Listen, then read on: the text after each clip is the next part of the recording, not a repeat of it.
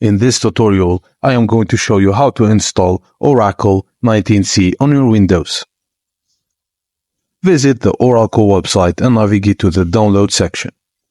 Find the link for Oracle Database 19c and click on it. Choose the Windows 64-bit version and click on the download button. You may need to log in with your Oracle account credentials to proceed with the download.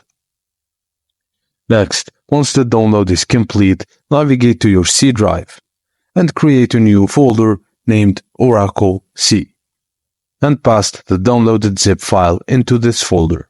Extract it, and then you will see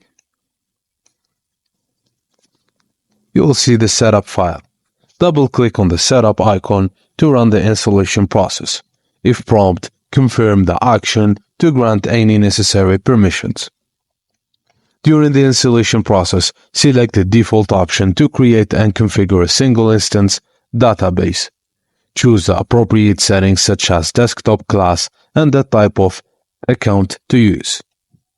Pay attention to the configuration details displayed during the installation process and make note of important information such as the global database name, pluggable database name, and any provided passwords. Next, proceed to the installation process by following the on-screen instructions. And once the installation is complete, save any responses as needed and click on Install button. After successful installation, you can access Oracle 19c through various tools such as SQL+.